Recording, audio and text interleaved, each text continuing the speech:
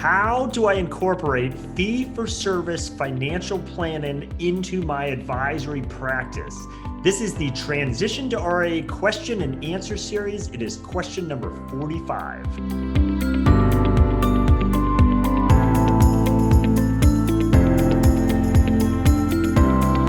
Hi, I'm Brad Wales with Transition to RIA, and on today's question, we're going to be talking about fee-for-service financial planning. So many of you have probably at least heard of fee-for-service. It seems to be getting a lot more buzz in the industry, a lot of articles being written about it, firms talking about doing it. And so the question is, first of all, what exactly is fee-for-service financial planning, and why might you want to incorporate this into your practice? And if you do want to incorporate, how do you go about actually doing that? And so I'm excited for those of you that are watching this in video form. We do have two guests today from AdvicePay. We have Lucy Robeson and Isabel McGrail. So Lucy and Isabel, thanks for joining me. Hi, Brad. Thanks. Yeah, I will turn it back over to both of them in a second to give a background on themselves and their firm. But again, I think this is very, very timely. This is not a new topic. And part of the intro, you guys could even say how long AdvicePay has been around. Not that it only came about with AdvicePay, but I think advisors have been doing this for quite some time. There's some RIAs that start up solely doing fee for service. That is 100% their business model. And we're seeing more and more, I think, and we'll dive into this, existing tenured firms that have never done this at all, that are now starting to incorporate it into their practices for one reason or another. So I think a lot of great valuable information, and look forward to diving into that here today. So if both of you could just give a brief background on yourselves and AdvicePay, I think that'd be very helpful. Sure, happy to do it. Thanks for having us both on. I'm Lucy Robeson and am the managing director at AdvicePay. So my background is actually as a certified financial planner. I was working directly with clients and found a love for the operations and technology side of working within an RIA and wanting to help advisors find those solutions. So AdvicePay was founded in 2016. I joined the team in 2018, really providing this payment platform solution for advisors who want to do fee-for-service financial planning, which I know we'll dig into today, and I'll let Isabel talk a little bit more about what our solution is with her introduction. Yeah, thanks, Lucy. So my name is Isabel McGrail. I've been with AdvicePay for about 2 years now, almost 2 years, and I'm a business development associate here at AdvicePay. I didn't really have a background in financial planning, but kind of came about AdvicePay sort of randomly. And yeah, I've really enjoyed working with advisors, either who are, working with fee-for-service clients or starting to introduce the model for the first time. And it's been really exciting, especially seeing kind of the growth of fee-for-service throughout the past 2 years that I've been here. Fantastic. I think the proper answer would have been, you clearly saw the trend ahead of its time, and you say, that is a firm I need to go work for, because that is where the puck is going, as they say. So however it all came together, I'm glad it did for you guys, and I certainly appreciate you guys jumping on here today. So and I'll fire the questions off. Feel free to, whichever one of you would like to take a first stab at or pass it off, and we can certainly go that way. But if one of you could start with, what exactly is fee for service? So I saw it on the AdvicePay website. That's how you guys describe it. Others, reference it.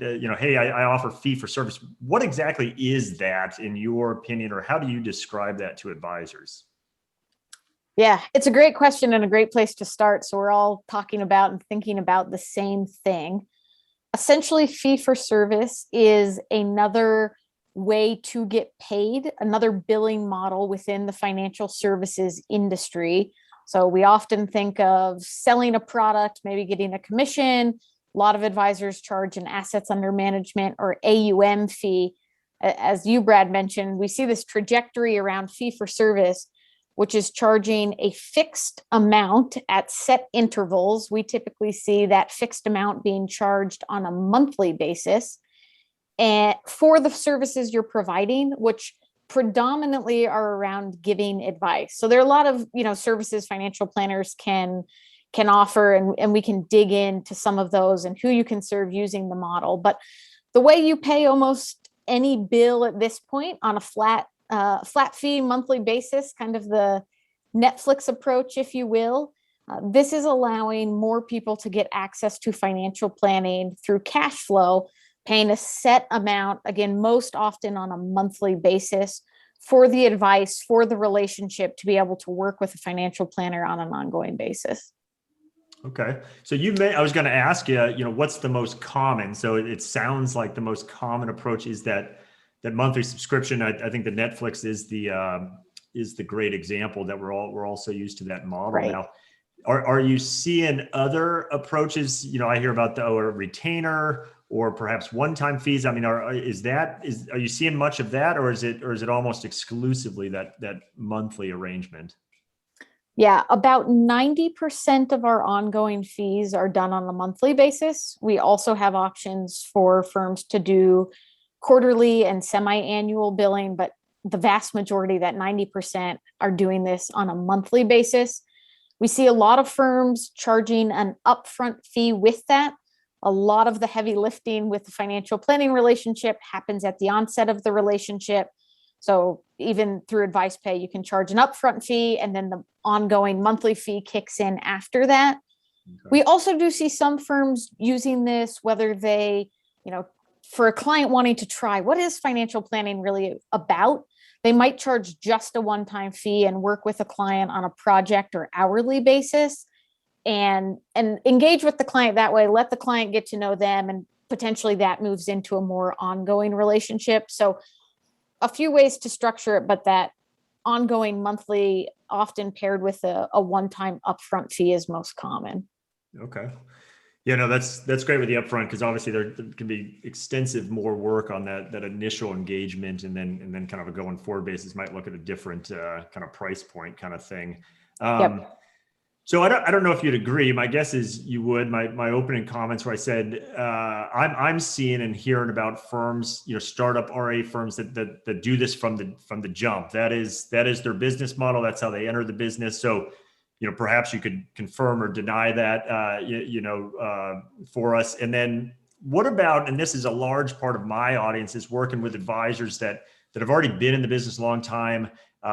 Most likely they're doing an AUM type fee, and will most likely want to continue doing that, but they might want to add on to their services with a fee for service. Are you seeing that as well, of that traditional AUM advisor looking to incorporate it? And if so, kind of how are you seeing that play out, or what's your experience with that been? Yeah, I think this is one of the exciting things about the fee for service model. There are a lot of ways to do it. And as you said, kind of took off with firms starting RIAs, coming out of the gate, offering fee for service financial planning. But we've really seen this evolution of firms under other billing models, including AUM, offering this as a solution. So a common use case where this makes sense and where firms are focusing is younger people who might not have the investable assets to make an AUM relationship make sense, but who have the cash flow to be able to pay a fixed monthly amount from that cash flow. This, can come up with high earners, with entrepreneurs, with real estate investors, people who are investing money into other projects they're working on, or again, like a common example we'll use as doctors. Tons of debt, tons of income, probably don't have much in assets beyond the 401k, as they're just starting to build that coming out of medical school. Yep. On the AUM side, and with firms who have been doing AUM for a long time, what we're finding and seeing is that this presents a great opportunity to start working with clients they maybe had to say no to otherwise, because they didn't have a billing platform and a billing payment solution to allow them to really easily work with people who, again, have the cash flow. We want advisors to be paid for the tremendous value they provide.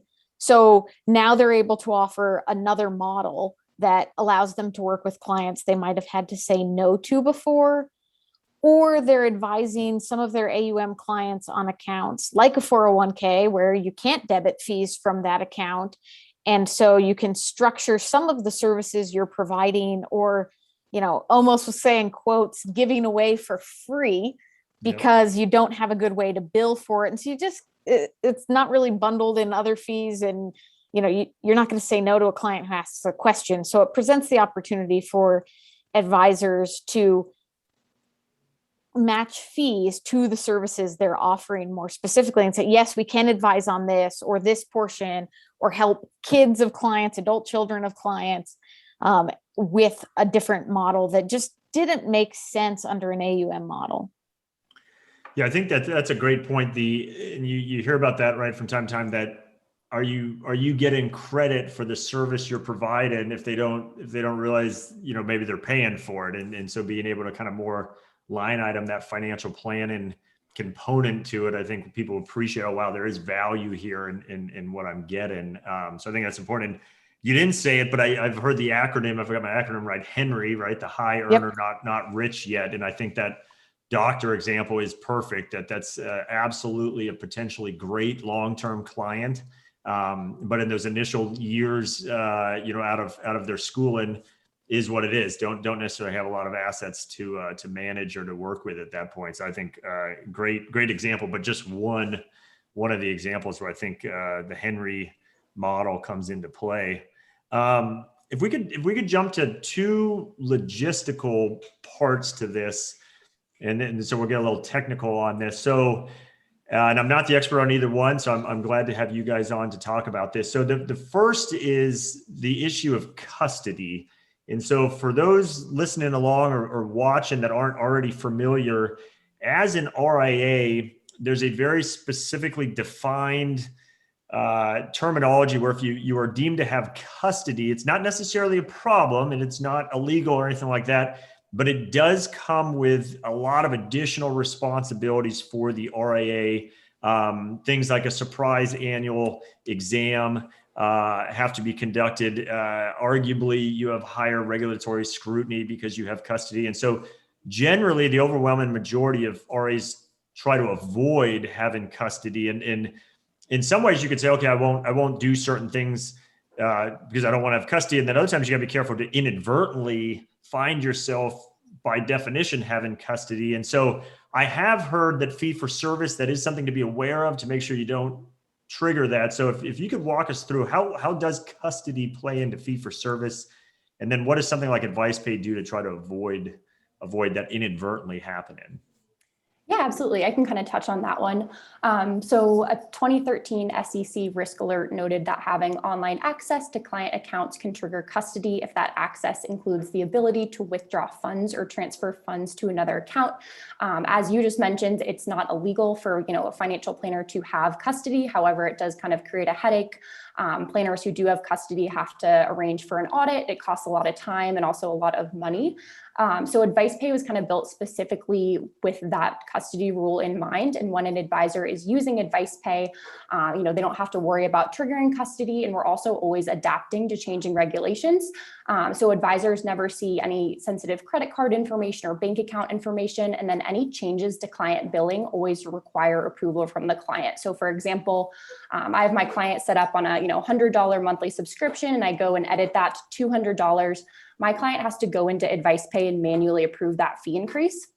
And so other payment processors are kind of problematic because they're not compliant with industry regulations. And then a lot of those platforms also ban billing for financial services, which a lot of advisors don't really know about, but it's against their acceptable use policy. So that includes like QuickBooks, PayPal, Venmo. So advisors using those platforms are kind of at risk of just getting removed or kicked off for violating those terms of service. And then they can also kind of raise some red flags with auditors.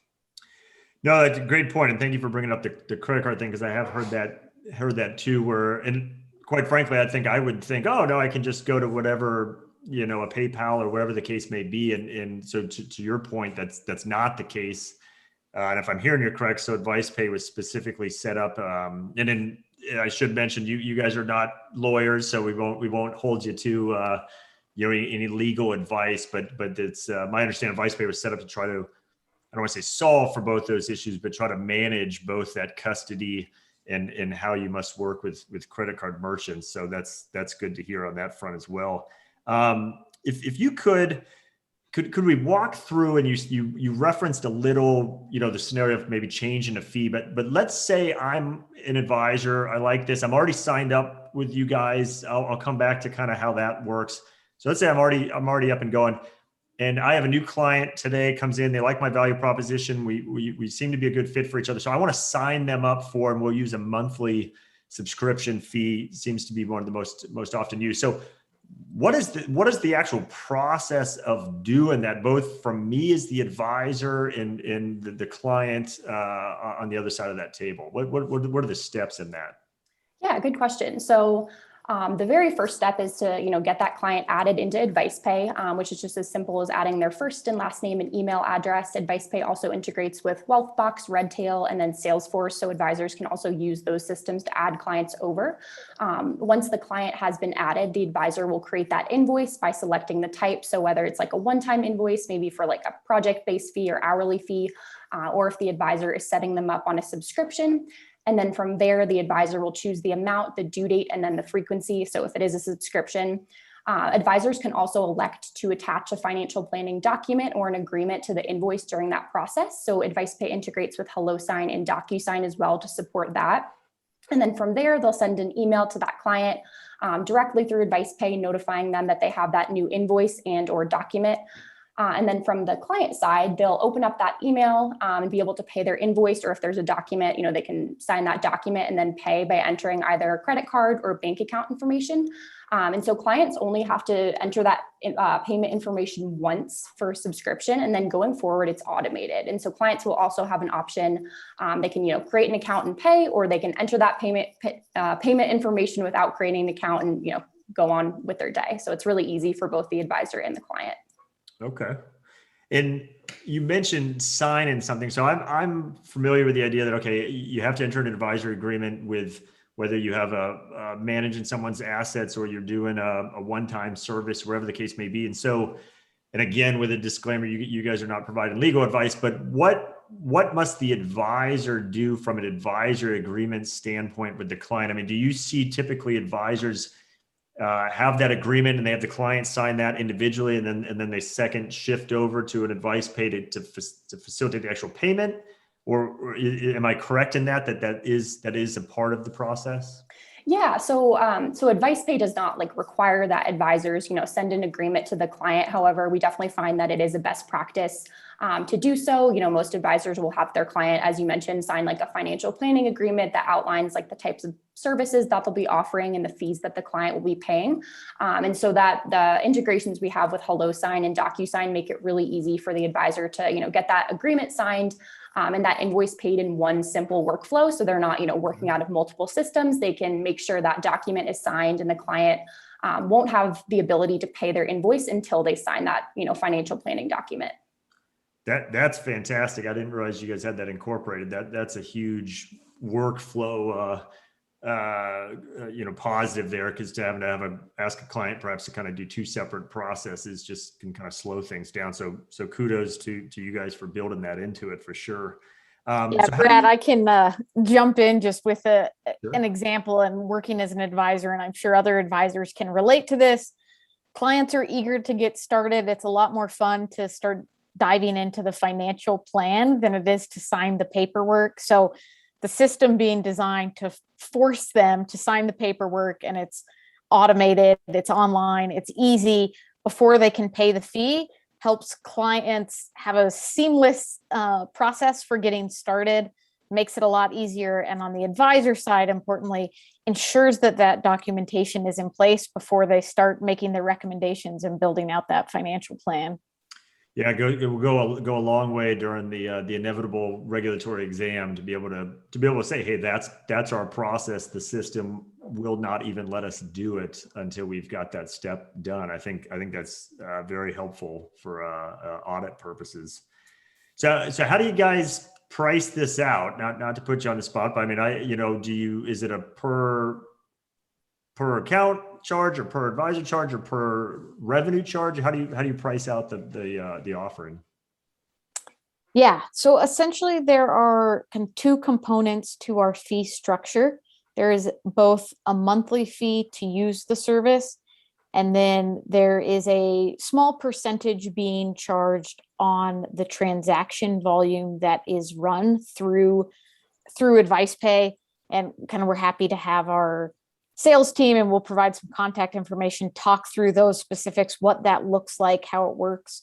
Right now, I can say for most of our professional users who have RIAs and are getting signed up, that monthly fee starts at $50, and then we're taking that small percentage, varies whether they're using a credit card or ACH to process those transactions, but those are the two fees to be thinking about when signing up.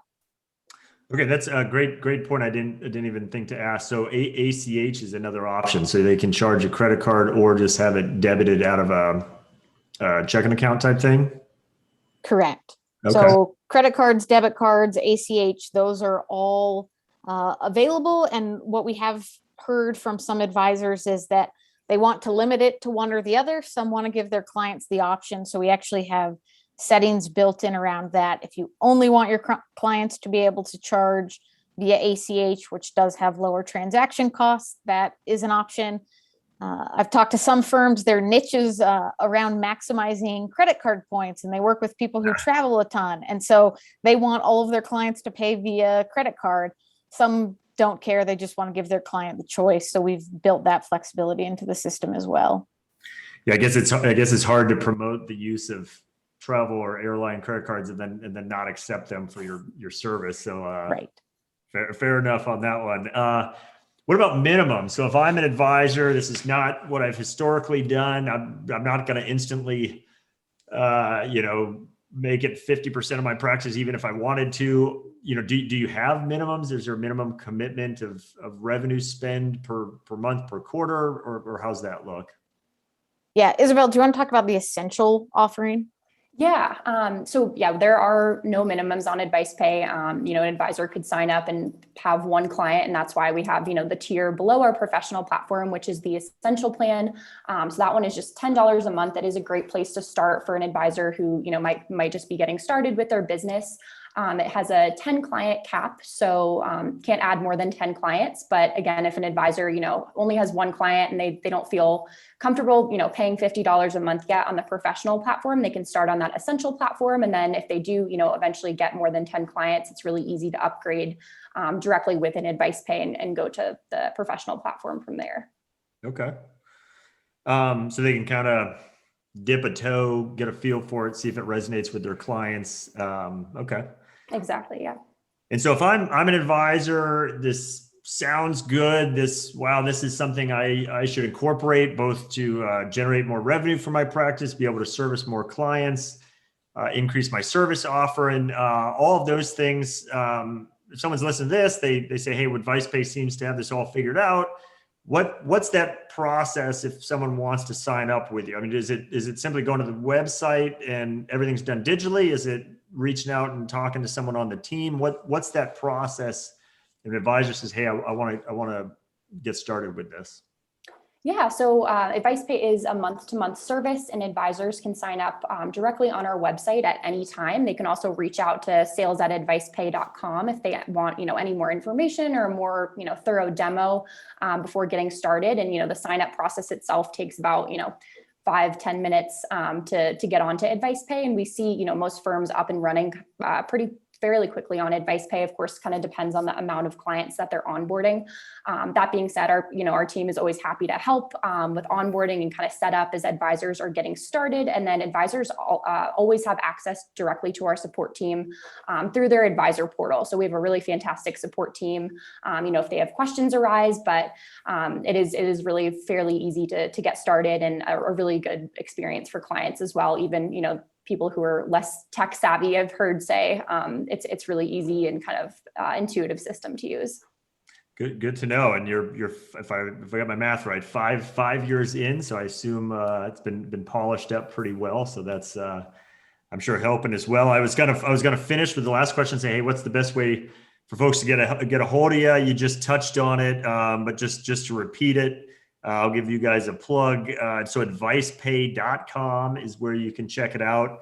And Isabel, correct me if I have it wrong, but sales@advicepay.com is where folks can reach out with questions and if need be, begin a dialogue with the team. So any final thoughts on, advisors that perhaps this is the first time or only time they've been exposed to this topic of what you suggest they would do to maybe take next steps with it? Yeah, I think it's helpful for advisors to think about times they've had to say no to a client who wanted to work with them, but they didn't have the right solution or payment method in place to be able to work with them, or to think about those kind of services they might be giving away for free that they could be charging. One of the kind of small hiccups we've heard from some advisors starting this is they say, oh, but I don't want to give my a client, even if I'm starting on Essential with one client who wants to do this, I don't want them to have one more login. We even have a way around that. So when they get that email, they can pay without even creating an account. So there's flexibility there. And as Isabel said, our sales team is happy to talk to advisors and answer those questions. Think about how this might be the best solution for them, but really thinking about, as an advisor, advisors love to help people. That's what they want to do. Who are those clients that you're maybe not helping to the fullest potential or haven't been able to help because you just didn't have or weren't familiar with the fee for service model? Yeah, great way to wrap it up. Hopefully for those folks listening or watching in, this has given you a good introduction to it. Obviously, there's more details and more conversations that can be had, but I do see it. I don't just think that this is a growing thing. I'm seeing it as well. You guys are obviously seeing it on your side. So I would encourage advisors that this resonates with to consider implementing into their practices, and you will need a compliant way to go about doing it. So certainly suggest taking a look at AdvicePay. And glad to have you guys on. Thanks for coming on, educating us, teaching us a little something today, and we'll go from there. So if you're not already there, if you're listening in on this, if you go to transitiontoria.com, I will in the show notes have the email address, the website, and anything else that I end up putting in there will be in the show notes, so you can find that. And certainly appreciate everyone for joining in, and thank you guys for jumping on the video and podcast today. Thanks, Brad. Yeah, thank you so much, Brad. Good thing.